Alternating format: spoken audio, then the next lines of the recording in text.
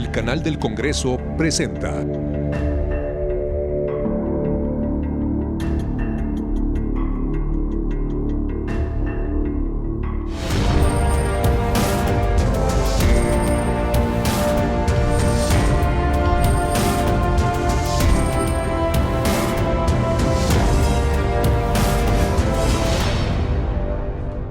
Hola, ¿qué tal? Bienvenidos a Cámara Alta. Uno de los desafíos más importantes en materia legislativa ha sido la regulación de la producción y consumo del cannabis. Sobre ello trabajaron 3 comisiones con un promedio de 50 senadores y senadoras, quienes a su vez han emitido 11 iniciativas. En Parlamento Abierto, en torno al cannabis, participaron 2,000 personas y a través de redes sociales y correo electrónico se recibieron 600 sugerencias. Y es que no es para menos. Se trata de una discusión de total importancia que le da una vuelta de tuerca a nuestra historia contemporánea tras la aprobación de esta reforma de ley en el Senado de la República. Queda aprobado en lo general y en lo particular el proyecto de decreto por el que se expide la Ley Federal para la Regulación del Cannabis y se reforman y adicionan diversas disposiciones de la Ley General de Salud y del Código Penal Federal en materia de regulación de cannabis.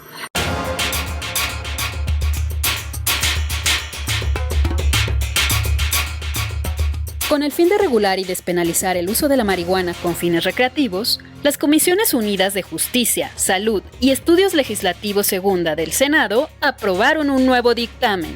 Uno de los cambios es que permite la posesión de hasta 200 gramos de cannabis para consumo personal sin que el portador pueda ser detenido o sancionado penalmente. En el documento se aprueba la expedición de la Ley para la Regulación de la Cannabis, un ordenamiento a nivel federal. El dictamen conjugó las opiniones de más de 2,000 personas entre especialistas, organizaciones de la sociedad civil, empresas y la academia que acudieron al proceso de Parlamento Abierto, mesas de discusión y foros especializados. Hoy debemos de pensar en cómo vamos a lograr que esta planta se convierta en economía de escala. Habemos 7 millones de consumidores de cannabis lúdica en México. 40 millones de mexicanos todas las noches se toman una pastilla o una pomada para el dolor. El documento aprobado elimina todo lo relacionado al uso de la marihuana con fines medicinales, farmacéuticos o paliativos, pues estos temas fueron remitidos a la Ley de Salud. México debería de pensar en convertirse en el principal productor de patentes canábicas médicas, industriales y agrícolas del mundo, porque ahí es donde vamos a tener no solo una derrama económica, sino una derrama intelectual. Entonces es algo que podemos aprovechar los mexicanos. Entre más patentes tengamos, pues más dinero nos van a mandar del consumo de estas patentes. Además, se podrán constituir asociaciones de producción de cannabis psicoactiva, las cuales podrán sembrar un máximo de 4 plantas por socio, y los plantíos no podrán exceder las 20 plantas por inmueble cuando se cuente con una licencia de autorización. México, a diferencia de los países de Norteamérica, por su situación geográfica, podemos plantar esta planta varias veces al año. En lugares como Estados Unidos y Canadá, por su clima, por el frío, su temporada es muy chica. ¿Y eso qué significa? Pues que vas a tener plantas muy chicas y de mala calidad, cuando aquí podemos tener buenas plantas de buena calidad 2 veces o 3 veces al año. También se contempla que las personas mayores de 18 años podrán sembrar, plantar, cultivar, cosechar y consumir marihuana y sus derivados siempre y cuando no se efectúe frente a menores de edad. Además, se creará el Instituto del Cannabis para la Pacificación y Reconciliación del Pueblo. Los senadores del Grupo Parlamentario de Morena propusieron que los recursos que se reciban por el otorgamiento de permisos y autorizaciones se destinen a la prevención y rehabilitación de personas con adicciones. Esta legislación es progresista y es de avanzada, y me alegra que sea el Senado de la República quien esté provocando este gran cambio que a este país le hacía falta y que ya no podíamos postergar.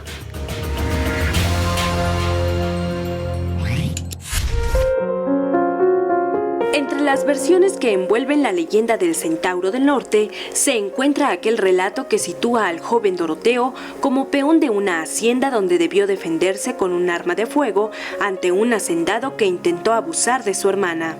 Tras dicho episodio, del cual salió victorioso, José Doroteo huyó de su pueblo y cuentan que se empleó como albañil o carnicero.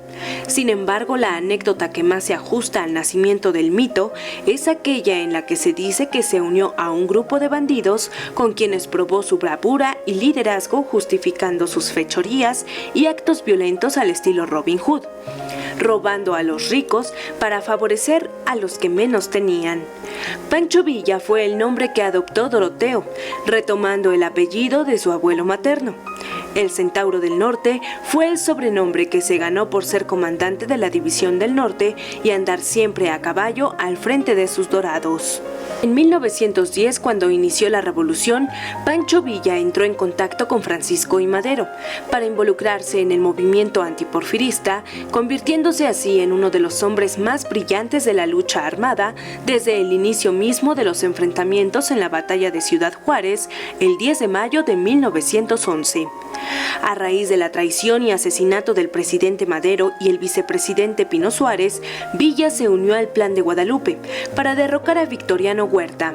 En este contexto, el 23 de junio de 1914, Pancho Villa consumó un hecho que significó romper la espina dorsal del Ejército Federal, la toma de Zacatecas. Dicha victoria allanó el camino a las fuerzas revolucionarias rumbo a la capital y consolidó el triunfo de la Revolución Constitucionalista. Célebre fue el encuentro entre los dos líderes más populares del movimiento revolucionario el domingo 6 de diciembre de 1914. Las crónicas relatan que aquel día la Ciudad de México amaneció de fiesta. Los edificios se llenaron de banderas para ver desfilar a los cerca de 50,000 soldados de la División del Norte y el Ejército Libertador del Sur. De aquel momento quedan varios testigos, pero ninguno como el instante capturado por Agustín Víctor Casasola, cuando Villa tomó sin empacho la silla presidencial con Emiliano Zapata a su lado.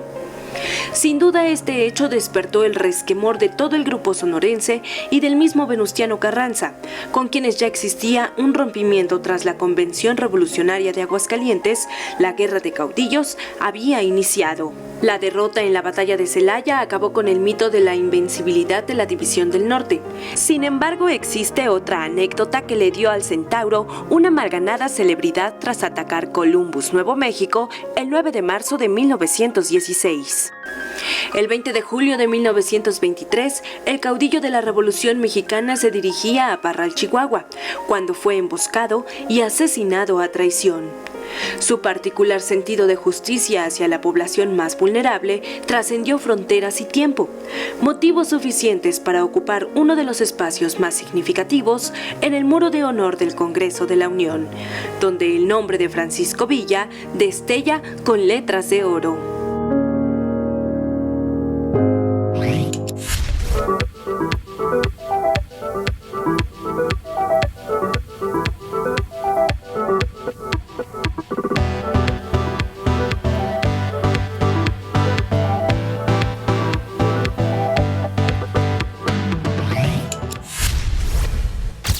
En lo que va de este año se han detectado cuando menos 11 casos de plagio a diseños del arte textil de pueblos originarios de México, argumentando que estas creaciones habrían inspirado la obra de diseñadores y marcas internacionales. El asunto encendió las alarmas en el Senado, donde además del reclamo se realizó un llamado a fin de reforzar la legislación en materia de protección del arte y la cultura de las comunidades indígenas. Recientemente, artesanos michoacanos denunciaron que una diseñadora francesa había copiado patrones de sus gabanes tradicionales para una prenda, que aún con variantes, claramente incluía elementos del arte colectivo creado en municipios michoacanos, donde la manufactura del gabán es importante para la economía local. Ella le puso gabán en francés, colección Gabán. En el nombre Ya hay también un proceso de apropiación. Al respecto, la Secretaría de Cultura reaccionó y envió una carta avalada por expertos textiles. Pedían una explicación a la diseñadora basándose en un comparativo entre el diseño de la francesa y la antigua simbología michoacana. Son varias comunidades purépechas de Michoacán que levantaron la voz y el gabán de Santa Clara del Cobre es idéntico, es decir, hasta pusieron la foto de la pieza de la colección Etoile junto a un gabán tradicional y todo va alineado, es decir, es muy similar. Sí vi la foto, definitivamente al momento de verla me sorprendió porque era algo muy similar, solamente acomodadas de diferente manera. Se nos hace injusto de que vengan otras personas o incluso de otro país a robar lo que nosotros hemos hecho por tradición. Desde el Senado, la Comisión de Cultura envió un exhorto para que se diera el debido crédito a los artesanos mexicanos y se les otorgaran los beneficios económicos correspondientes. Aunque en esta ocasión la comunidad purépecha recibió una disculpa pública por el evidente plagio, el caso solo exhibe un problema que no es nuevo ni exclusivo de una sola persona o marca. Y la señora Marán, y otros diseñadores, simplemente hacen como que no están enterados. Empresas internacionales copian obras populares bajo el argumento de usar inspiración en el arte mexicano. Para buscar que exista un beneficio a las comunidades indígenas de donde provienen dichos diseños, se han realizado cambios a la Ley de Derechos de Autor para reconocer las creaciones colectivas, así como una ley general de salvaguardia. Se trata de un reconocimiento que hace el Estado tal como lo hace para la propiedad intelectual. La ley mandata que nadie que no sea de la comunidad podrá utilizar los elementos de la misma sin autorización previa, tal como ocurre con cualquier marca, con cualquier obra literaria, con cualquier obra artística. A nivel internacional, aún hay mucho por hacer. Hay huecos que creo que México está avanzando más que otros países. Sin embargo, se tiene que elevar a un nivel internacional para poder llamar a cuentas a todas estas empresas.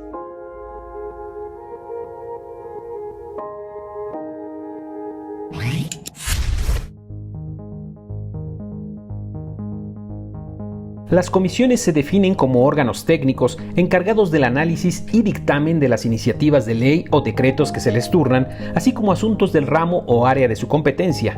Estas se integran por grupos de legisladores partiendo del principio de división de trabajo especializado. Además de las comisiones ordinarias y las bicamerales, existe otro grupo de órganos técnicos que se constituyen para hacerse cargo de un asunto específico y se extinguen una vez cumplido su objetivo. Estas son las comisiones especiales.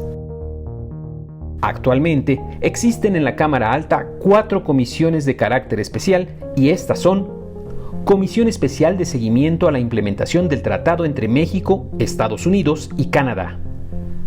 Comisión Especial encargada de dar seguimiento a los casos de feminicidio de niñas y adolescentes. Comisión Especial para dar seguimiento a los hechos ocurridos el 24 de diciembre de 2018 en el estado de Puebla. Y Comisión Especial para el seguimiento a la implementación de la Agenda 2030 en México. Con el objetivo de auxiliar las actividades del Senado, existen también los comités, constituidos por disposición del Pleno a fin de realizar tareas diferentes a las de las comisiones.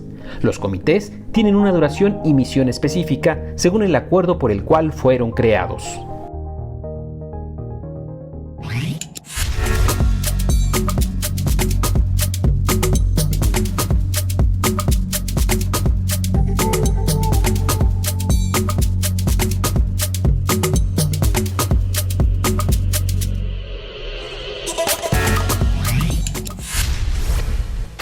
A fin de remediar el estado actual de abandono que padecen algunas de las 7,400 bibliotecas públicas, muchas de ellas sin servicio de internet y desactualizadas en cuanto a nuevas colecciones, la Comisión de Cultura aprobó el dictamen sobre la nueva Ley General de Bibliotecas, que ya espera su turno para ser votada en el Pleno de la Cámara Alta. La Ley General de Bibliotecas se promulgó en 1988 y ahora la Cámara Alta ha decidido hacer una revisión de su funcionalidad de acuerdo con el estado en que actualmente se encuentran dichos recintos y el papel que desempeñan en esta, la llamada Era de la Información. Vengo en nombre de legisladores de diferentes grupos parlamentarios, integrantes de la Comisión de Cultura, a presentar una iniciativa cuya finalidad es renovar la Ley General de Bibliotecas. Como ustedes saben, esta norma cumplió más de 30 años y a pesar de haber sido modificada en varias ocasiones, consideramos que ha llegado el momento de hacer una revisión profunda a su contenido. En México existen 7.400 bibliotecas públicas. Hay también 2.000 recintos universitarios, 225 especializadas y 5 nacionales. Sin embargo, en promedio solo hay una biblioteca pública por cada 15.000 habitantes. Por ello, la propuesta de ley pretende optimizar su funcionamiento, darles un enfoque territorial y de protección a la diversidad cultural y actualizar las directrices para la dotación de libros y material audiovisual. Para darle profundidad a esta política pública, es necesario enriquecer la ley con nuevos conceptos y mecanismos de coordinación que permitan señalar responsabilidades de mayor especificidad para las entidades federativas y los municipios. La iniciativa tiene como objetivo promover y regular a las bibliotecas públicas, cuya principal finalidad es ofrecer el acceso a los servicios de consulta de libros, impresos y digitales, y otros servicios culturales complementarios que permitan a la población adquirir, transmitir y sobre todo conservar en forma libre el conocimiento en todas las ramas del saber. La lectura, señoras y señores legisladores, es fuente natural de información y conocimiento. Es un elemento clave en el desarrollo intelectual individual y por lo mismo una forma de desarrollar habilidades tan importantes como el pensamiento abstracto y crítico. Que haya libros a disposición de todos y de todas, en todas partes, que en todos lados haya bibliotecas, sería una buena apuesta para un futuro venturoso. ¿Cuál es el papel de las bibliotecas en la era digital? Es una de tantas interrogantes que tendrán cabida a la hora de discutir y votar esta iniciativa en el Senado de la República.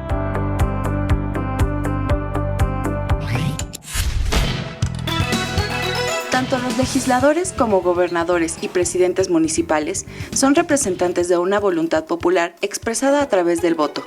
De esta manera, los senadores y senadoras se convierten en la voz de sus representados y su trabajo debe incidir en la creación de proyectos de ley, puntos de acuerdo, iniciativas de reforma y exhortos que traduzcan la voluntad de las personas a quienes representen. Conocer a nuestros representantes y enterarnos de su labor es una forma de participar para después exigir resultados.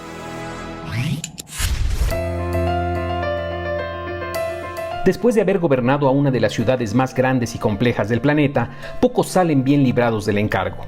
Pero si de algo se debe sentir orgulloso el senador Miguel Ángel Mancera, es de haber conseguido que el DF se convirtiera en CDMX, una marca excelentemente bien posicionada, con su rosa mexicano desbordado por la gran Tenochtitlan.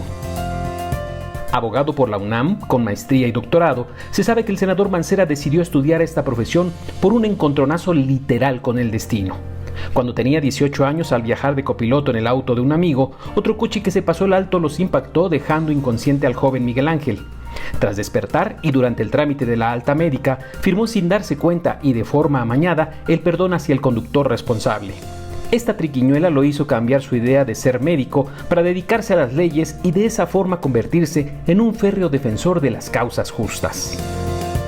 Desde principios de este milenio, el senador Mancera comenzó su trayectoria administrativa brincando de los tribunales a la policía con distintos cargos y responsabilidades en materia de procuración de justicia.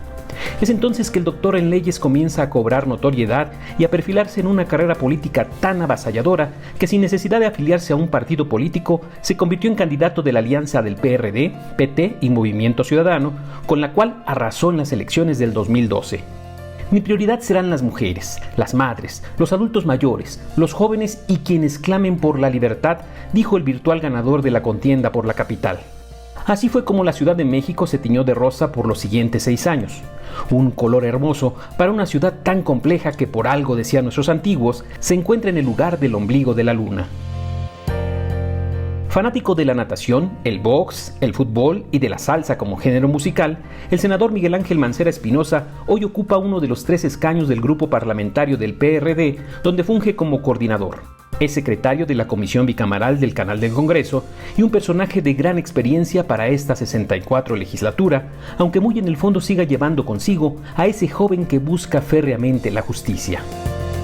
Senador Miguel Ángel Mancera.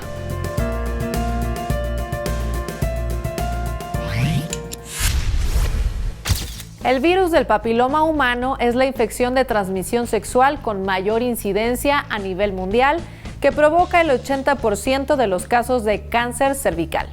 La buena noticia al respecto es que ya existen vacunas que combaten este virus y aunque hoy en día el mundo entero se ha enfocado en el coronavirus, es muy importante no olvidar que el papiloma sigue cobrando sus propias víctimas. El virus del papiloma humano es la infección de transmisión sexual más común, y los especialistas afirman que casi todas las personas sexualmente activas lo padecerán en algún momento de su vida.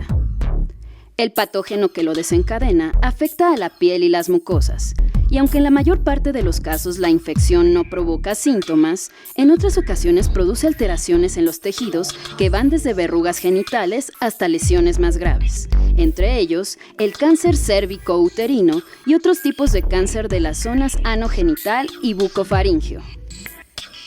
El senador Miguel Ángel Mancera está consciente de la problemática y busca reducir la incidencia de estos tipos de cáncer.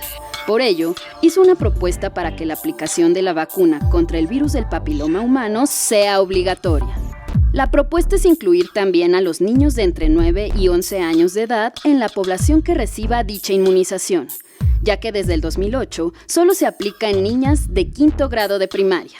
Aparece como una agenda de Organización Mundial de la Salud, está en nuestros investigadores, está en los cuadros, está en las tablas, pero no aparece en la ley. Entonces, lo que hoy estamos planteando nosotros es incluirlo en la ley, para no quede solamente en la buena intención o en esa voluntad política o de programa de gobierno, sino que quede como un mandato de ley, porque es fundamental.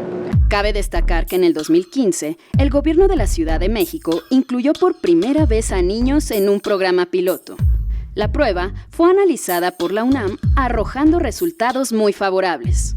De incluir esta vacuna en la Ley General de Salud, se reduciría considerablemente la tasa de mortandad por este virus. Sí es un esfuerzo económico importante, pero por supuesto que es mucho mejor, como bien señalabas, la prevención. Yo estoy convencido que en materia de salud lo importante es mantener sana a la población que está sana. Es mucho más, incluso económico, que atender a la población cuando ya tiene una enfermedad.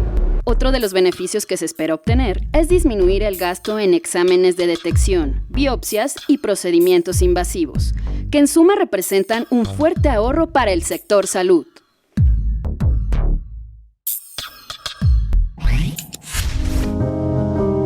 Tras la ejecución del cura Hidalgo y de los principales líderes del movimiento de independencia de 1810, José Ignacio Antonio López Rayón convocó a elegir representantes para formar la Suprema Junta Nacional Americana, una especie de gobierno con facultades ejecutivas, legislativas y judiciales, mejor conocido como Junta de Zitácuaro.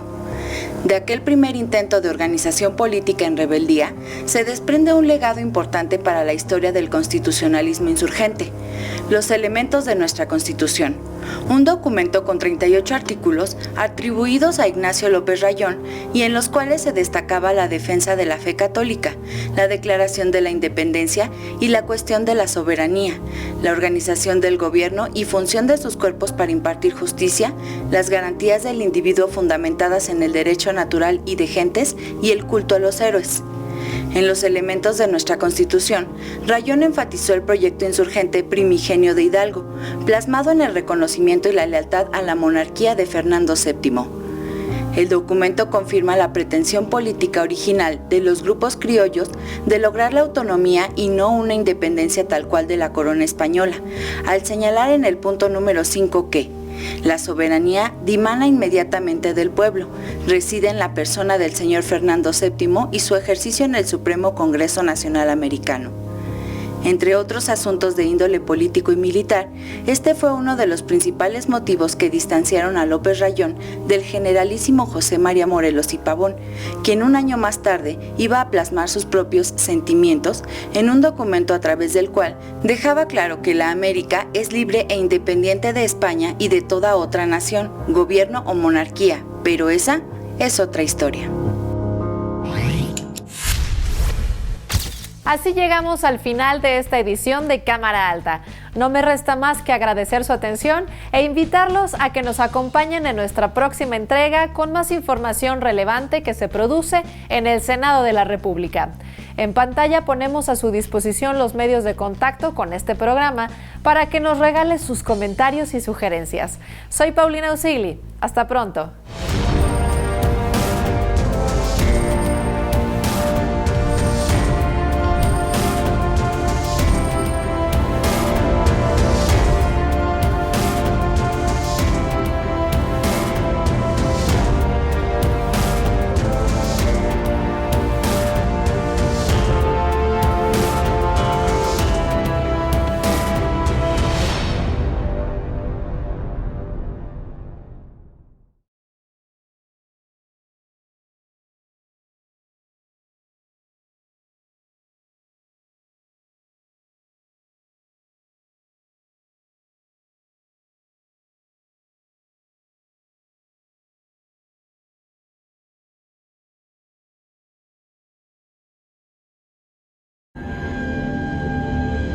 El canal del Congreso presentó